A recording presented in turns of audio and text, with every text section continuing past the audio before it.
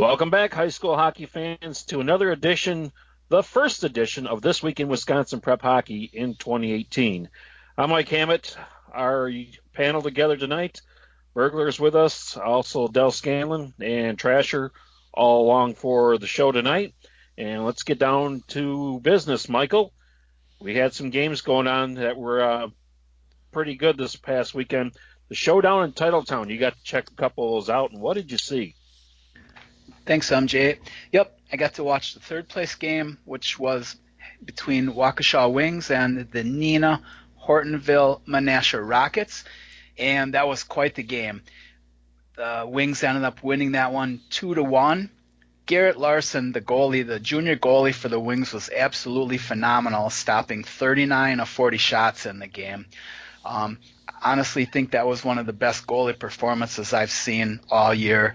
Normally in a 40-shot game, 35 of them are pretty easy and not a big deal, but I would say that he probably had between 10 and 15 very tough saves, and he made them all.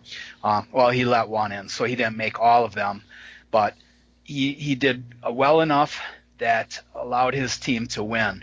The Rockets got on the board first about 11 minutes into the first period.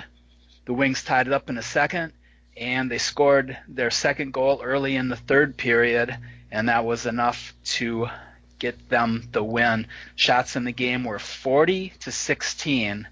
Neenah Hortonville Menasha outshot the Wings, but Garrett Larson, if a goalie can steal a game, he stole that game.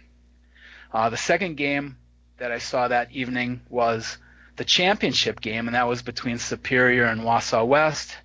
The Wausau West Warriors ended up winning that game in a shootout 5-4, but for purposes of the WIAA record keeping, it was a 4-4 tie. That was a little bit of a different game than the first game I saw.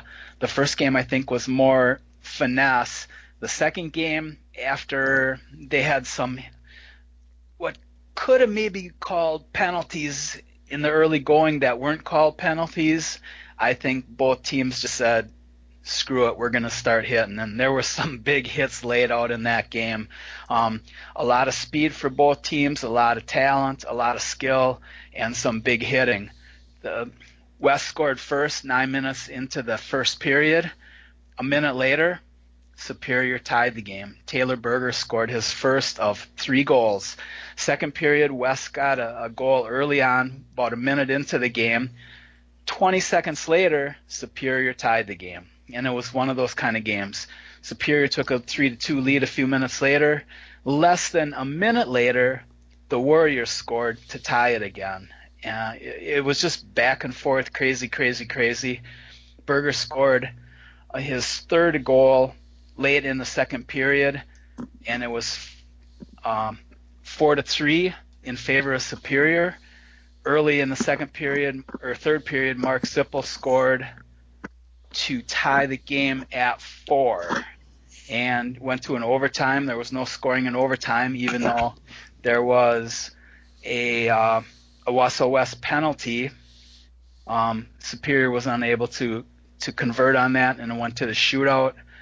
Superior had the 2 players that shot for Superior both missed. The first 2 players for Wausau West both scored their goals, so they didn't have to go to a third shooter.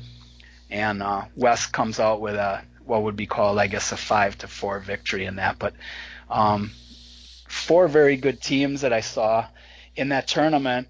Arguably, 8 of the top 11 teams in the state played in this tournament, so it was a de facto state tournament. A lot of talent, and you're probably going to see a lot of these guys play in Madison here in a couple of months, guys. 4-4 sounds like almost fast break hockey there, Michael. The other team scores, and you don't more than sit down and all of a sudden, oh, they scored. It's sounded like a pretty wide open game. Yeah, it actually was. You saw a lot of talent, and I talked to Wausau West coach B.J. Brandt before the game, and he had said that this is probably one of the best Superior teams that he's seen in the last half a dozen or maybe a few more years than that. And they came out, and there's not a lot of big names on Superior, but if you look at the roster, there's a lot of names that you know. Burglar would know that these kids have probably had 3 or 4 brothers or cousins or whatever that have played on this team over the last 5, 10, 15, 20 years, whatever. So yeah, I think in their case, it's there's just a really good team. There's no superstars really per se, but they have a really good team, and I don't think we've heard the last of them. Well, I know you said it was a very physical game, and I know that traditionally Superior, likes to play that way, coming out of the rugged Northwest section over there. But Wausau West hasn't always been known as being a strong physical team, more leaning more towards the finesse stuff. Were they able to keep up the banging with Superior? Yeah, they were, and I had to kind of almost laugh when BJ said, "Yeah, they're big and strong and fast," and it's like, I don't know. Every time I look at the West roster, you got some big players on your team too, dude. They got a guy 6'2", 6'1", 6'2", 6'1", 6'1", 6'4", 6'2", and there's a kid that's listed as 6'11", but I don't think he's 6'11". That can't be right. 6'11", 215? That's got to be 6'1". But, I mean, you look at the kids out on the ice, and they're huge. Superior has 6'2", 6'1", 6 foot, 6'1", 6'1", 6'1", 6'1", 6'2", 6'1". So, I mean, they're about the same. Yeah, that's good size for high school hockey teams around here. Yeah, you see the kids that are 6'1", 6'2", 200, 215, those are some monsters out there. So, yeah, both teams kept up with the hitting, but they both remembered that they were skilled, fast teams too, and they played that way, if that makes sense. They didn't just bang on each other and that was the end of it. They, if you banged and made a mistake, you paid for it. So it was a very physical game between two very talented teams, and I'm sure, well, I'm not sure, but I would wager that we will probably see them somewhere maybe in Madison in March. Well, Hudson may You have talking something about to say Superior? about that. I was just going to say that. Hudson may want to discuss that topic with you as well, though, Michael. Yeah, well, you never know. I mean, we're not there yet, and Yeah. we'll see. There's that sectional is going to have some tough sledding, but all it takes is one really good game and an off game, and all of a sudden everything kind of changes. So, I mean, who knows? The game's played on the ice, not on paper. Otherwise, we just take our top 8 sectional players and send them to state. But we'll see what happens. Good quality hockey, though, at the Showdown tournament, that's for sure. All right, Michael. Well, thanks a lot for reporting on that and giving us the thorough rundown on Superior and Wausau West. That sounded like a dandy of a game. Our players of the week being brought to us by the Radisson of Madison, Madison's premier West Side Hotel. Burglar, you have the winners of this week's awards. I have in the envelope in front of me, I do. On the boys' side, somebody who was just mentioned in the previous game recaps, Garrett Larson. Hang on a second. Let me open the envelope for you. There you go. Garrett Larson, junior goaltender from Waukesha, as in the Showdown in Titletown. In their first game, he stopped 32 of 33 shots in a 2-1 win over Eau Claire Memorial. On Thursday, he stopped 34 of 36 shots in a 2-1 loss to Superior. And then on Friday, in the game that Trasher was talking about, stopped 39 of 40 for a 2-1 win over Nina Hortonville Menasha. They were outshot. Waukesha was. They were outshot 33-22 in the first game. 36-20 in the second game, and was it 40-16 in the third game? So they were outshot by a healthy margin in every game, and still took 2 wins out of the 3. So Garrett Larson, our boys player of the week. Other nominees on the boys' sides were Bryce Poshak of Notre Dame Academy, Alex Russo of Cedarburg, Zach Welch of Fond du Lac Springs, and Taylor Berger, who was also brought up in Trasher's story from Superior. Our girls' Radisson Madison Player of the Week is one. I don't know if that was an envelope or if you just ripped your pants. It was an envelope. Okay. One Megan McPike from the University School of Milwaukee Co-op. On Wednesday, she had a goal in a 5-2 win over Lakeland. On Thursday, 3 goals in a 6-2 win over Brookfield, and on Friday a goal and an assist in a 6-2 win over Superior, which happened to be the title game of the Culver's Cup. So in the Culver's Cup, she had 5 goals and an assist, did Megan McPike, a senior forward from the University School Co-op.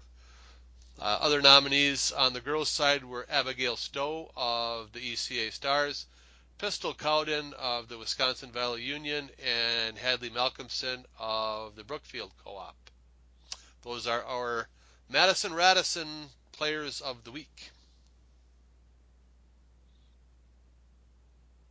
We got a listener question and answer here, guys. I want to go ahead and throw it out, and I'll let you guys give your answers on it. Egan Ahern asks, which games are intriguing this week? Could you talk about 3 of the games on Thursday involving ranked teams? Any games on the weekend sound interesting?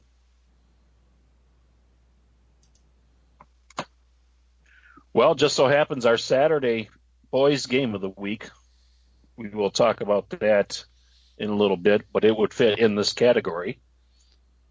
But guys, what are you guys seeing for matchups this week that really look good?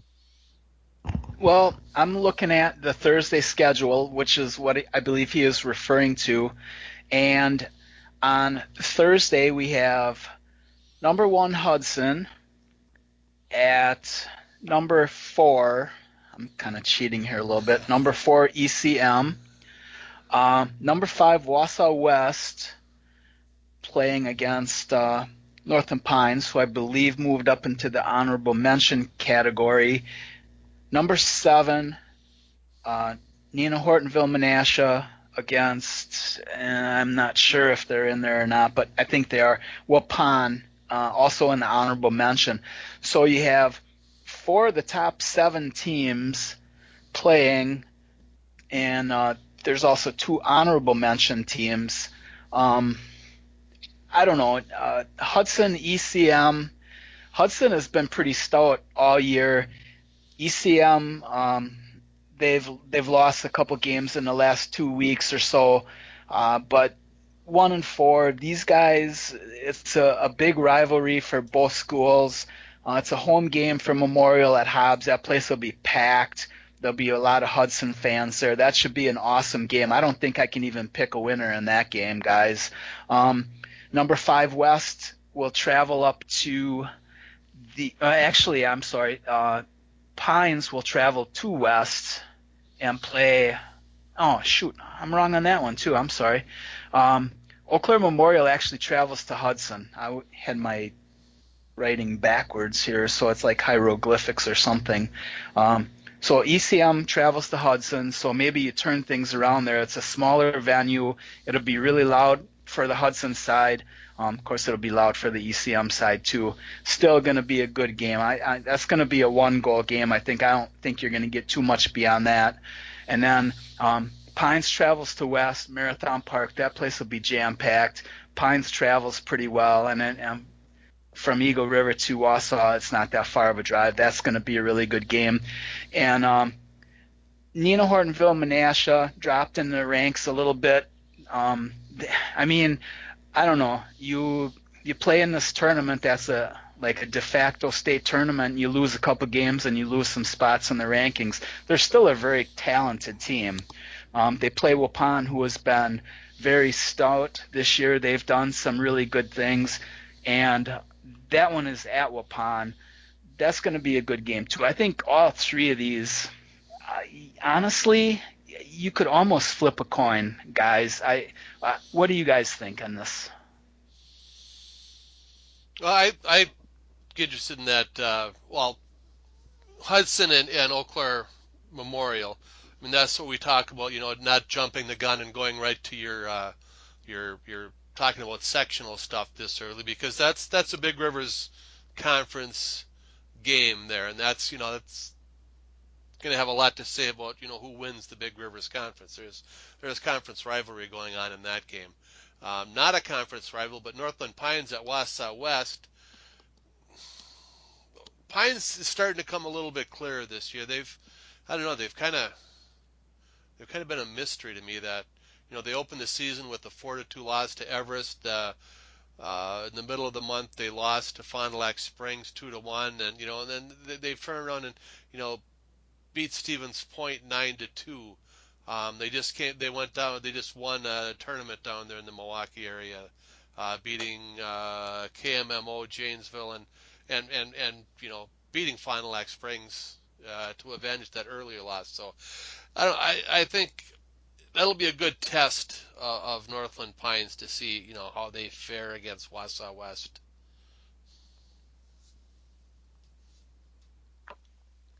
All right, guys, that's some pretty good observations there for those games. And The yes. other thing I guess the second part of his question, was what games this weekend sound interesting. Well, looking at this weekend's games, I see a few that look pretty interesting to me, anyways. You got Sun Prairie playing Madison West, at Madison Ice Arena. One that's in my neck of the woods, and of course is a little interesting to me, is West Salem's going to be playing RWD this weekend, and that, to me, that's interesting because RWD's losses came in their first few games of the season, and they've been playing better the second part of the season here. And their tournament this weekend, I believe all three of their games were overtime games, with one being the middle game being a loss. But you look at that, and then Fond du Lac Springs is playing USM this weekend. I mean, there's a few interesting games on Saturday. Del, you got anything on the girls' side you see that's kind of going to be an interesting one? Friday afternoon, you got Hudson playing USM, and they're down there playing a couple different games this weekend. But then on Saturday, USM's taking on Wisconsin Valley Union, and so those are both interesting games. And the one that's pretty intriguing to me is Bay Area playing Brookfield. Brookfield, it's one of those teams they're up and down right now, and so it's hard to really classify where they're at. And then Superior's playing the Fusion on Saturday, and that one, the Spartans knocked off the Fusion at the Culver's Cup with a goal with just over 20 seconds remaining in the regulation, and won that game 5-4. Del, I think one thing, going back to the Bay Area Brookfield game, is Hadley Malcolmson. I mean, she's leading the state in goals, and I'm not sure in scoring, but I think she's got like 31 goals or something already. Yeah, it's ridiculous. She takes a little bit after her brother, maybe, I don't know, but she's a player, and she's a sophomore that can make a difference in a game. And it's not too often this year anyway that she's been kept scoreless, goalless, let's call it. So I mean, yeah, Bay Area on paper, as we talked about, they play on the ice, not on the paper. Bay Area should win that game on paper, but Malcolmson gets hot, that could be a slugfest all of a sudden, a 6-5, 7-6 game. So it'll be a good game, I think, no matter what, Del. Well, and the thing is, if you look at Bay Area's schedule, I'm trying to remember I spent yesterday going over some of the things, and I believe Bay Area has played 4 or 5 overtime games this year, and 2 or 3 of them have ended in ties and stuff. So I mean, they're a team that I believe they played Rock County twice and ended in ties both games. I think the first one was a 0-0 game, and the second one was 1-1 or something like that. So it's they're used to playing in low scoring games, but playing there and fighting them tough. And Brookfield, I believe they beat the Fusion this weekend too, in the third place game. As I'm looking here at the girls' stat leaders, Hadley Malcolmson leads the state in girls' goals scoring, 31. She's got 31 this season. Ava Keeson out of ECA has 20. I mean, she's knows how to put the puck away, and she's doing it at a pretty good rate. She's leading the state in scoring all together with 41 points, but Abigail Stowe and Ava Keeson are right on following up behind her with 37 and 33. I think we have no doubt that Malcolmson family has some pretty good hockey genetics. So that should be an interesting game, though, I think, Del.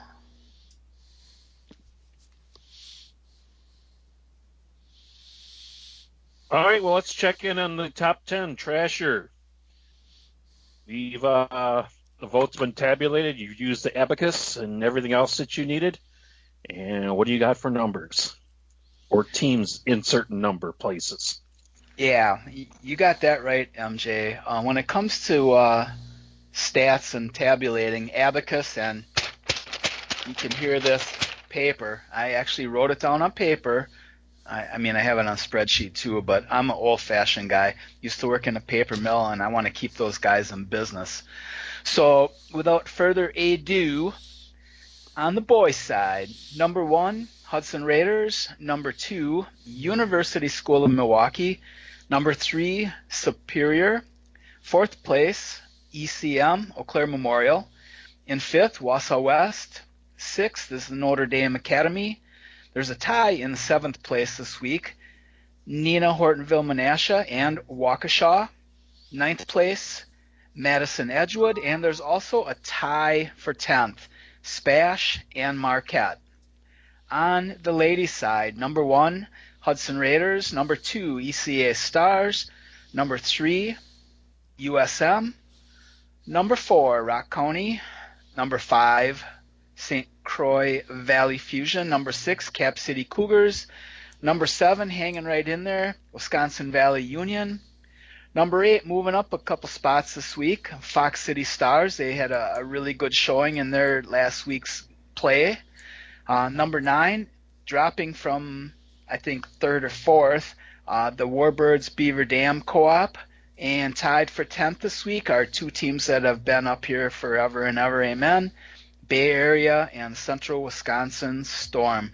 We do not have any honorable mention teams on the girls' side.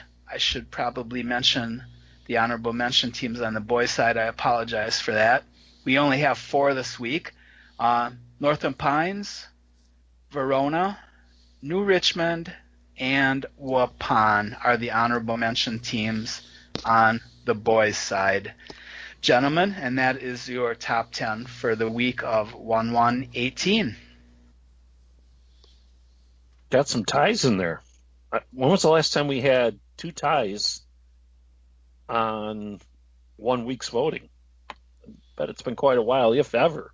Yeah, we have, I think, but Trasher doesn't like ties because it makes pretty sloppy looking rankings when you have a 7T, 7T, and then you go to 9. And then you have a 10T and a 10T.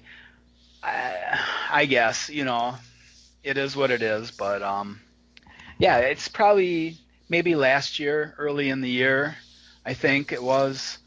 But all it takes is people to flip-flop their votes around a little bit, and you get those numbers reaching equilibrium, and there are your ties. Well, as we look here, Burglar, I know you're sitting there. You want to give us our upcoming games of the week that we got coming up? Certainly. I think we've probably even mentioned these earlier, that they were interesting games coming up this week, but we have chosen as our games of the week on Saturday, Notre Dame traveling to Madison Edgewood, playing at the LeBron Arena. MJ, you yourself will be there to cover that one if it's okay with Lori. It's been approved.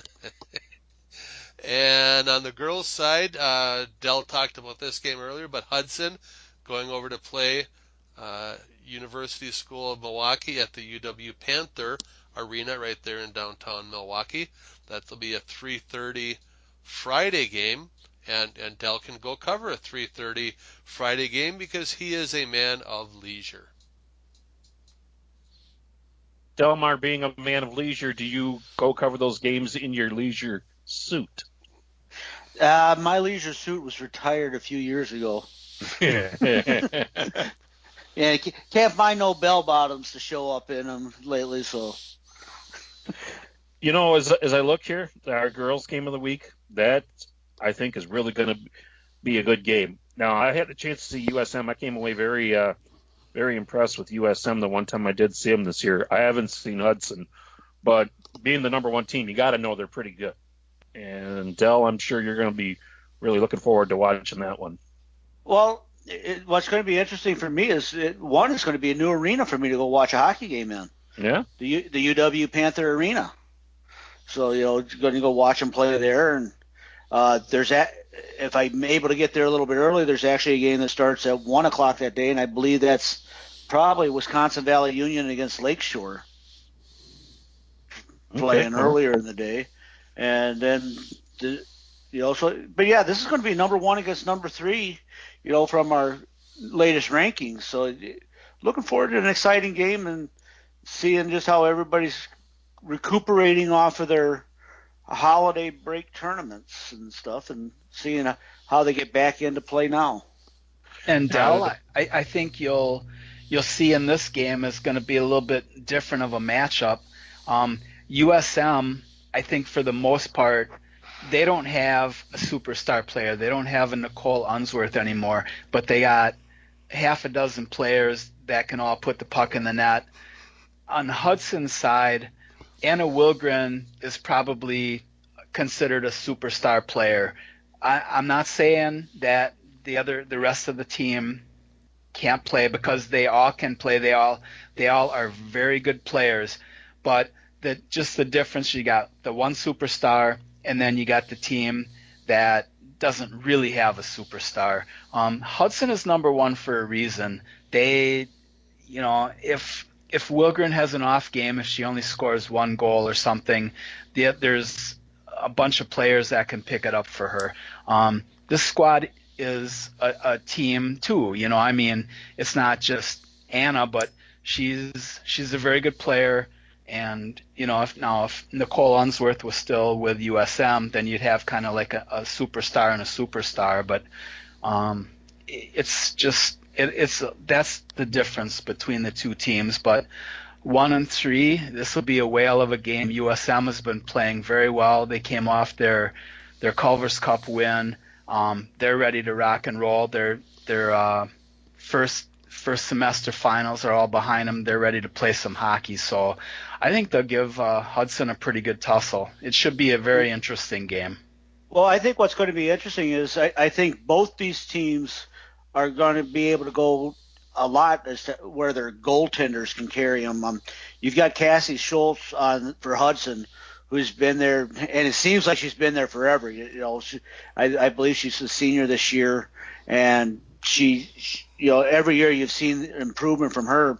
And it's going to be interesting for me because for the last couple of years I've seen Dieter playing goalie for USM, but this year it's going to be actually Juliana Struthers in that, and I haven't seen Juliana play before, so it's going to be interesting to see the goaltending play in this game too, I believe. Well, Del, we know you're going to give us a good write-up on it, and you're going to give us probably a great story as well. This game on paper looks to be quite a matchup, and you really are the lucky person who gets to go cover this game. Hope you enjoy it, and we kind of wish I'd be there now that we've talked about this so much. But, well, guys, I guess our show is wrapping up. Anybody want to add anything before we go? Yeah. Go ahead. Okay. Go ahead, Bill. One thing that I want to bring up is, we are in January, and at the end of this month, we're going to be having the Wisconsin Prep Hockey Awards, where we're going to be starting to send out, some of the votes and everything. But there's 2 awards that we have that we're going to actually be looking for some input from the coaches, and one of them's a new award for the girls' side, the Rachel Bible Award, and MJ, you can tell us what the boys' award is that they're going to have to do a little write-up on. The boys' award, we gave it away last year. It's the Adam Burish Award. A guy that every team has him, a person who does the dirty work, who, others may get the glory, but they also know that they couldn't be where they are without this person. So we're going to be looking for people. What would you say, Del? End of this month, we're going to start taking names for that. Yeah, I mean, they're going to end up. Coaches will probably want to start thinking about it now, so that they can do their write-ups on those players. But yeah, at the end of this month, we're going to be wanting to get those in because, of course, we have to arrange for the awards that will be given out Championship Saturday. Yeah, so get those get those people in mind, and we will get their nominations to us at the end of the month, and so we can start looking forward to awards for this past season, which will be ending in March, if that all makes sense. So, guys, we're through the first half of the season, going into early January now, and I think you're going to maybe see some of the teams step up and see who's for real and who's who's contender, who's pretender. Hey, MJ. I would like to add just a couple things real quick. Yeah, go ahead. Number one, we had talked about this a little bit in the pregame show. The Hobey Baker Character Award is going to be given out again, I believe. I don't even know how long this is, 13, 14, 15 years. And each team can nominate a senior player. They don't want it to be the best player. They want it to be the player who's the best person. On the ice, off the ice, volunteering, in school. Every team has got a senior player that should win this award. In the past, you have 80-some boys teams, 20-some girls teams. They have never gotten to 100% for having nominations and award winners for the teams. Let's try to get it this year, guys. There's no excuse for a team not to have a player that should be nominated for this award. And I mean, it's a good resume builder. It's a good thing to see on your your college apps. The Hobey Baker Character Award winner, come on. It's something that is a very nice add-on for a kid that's graduating from high school. So coaches, make sure you nominate your senior players for this award. Parents, if you know that there's a senior player on your team, badger your coaches, get them to nominate this kid. Players, fans, sisters, brothers, let's get this thing 100%. There's no excuse not to have it 100%. This is a prestigious award, and it's something that every team should have a winner. And the second thing I wanted to say is I would just like to put my thoughts and prayers out to Rob Andringa, who is battling cancer. I think we talked about this before. I have seen some pictures of his family on Facebook. They got a great family. It's a great hockey family. They've meant a lot to Wisconsin hockey, and our thoughts and prayers out to Rob and his family. Guys? Yeah, you mentioned that about Rob. Rob's, what I've heard talking to people is Rob says, go big or go home. And he's going to fight this. He's going to get right after it. And I guess you would expect anything less from Rob Andringa. So best of luck to Rob, and definitely thoughts to his family as this goes on. So best wishes to them. Well, guys, we got some good hockey coming up this week. I suppose we better get rested and get ready for some games this week, because it looks like there's some pretty good ones, and people are going to have some expectations on them. So, guys, one more time, anything else anybody else wants to add? I think we're good.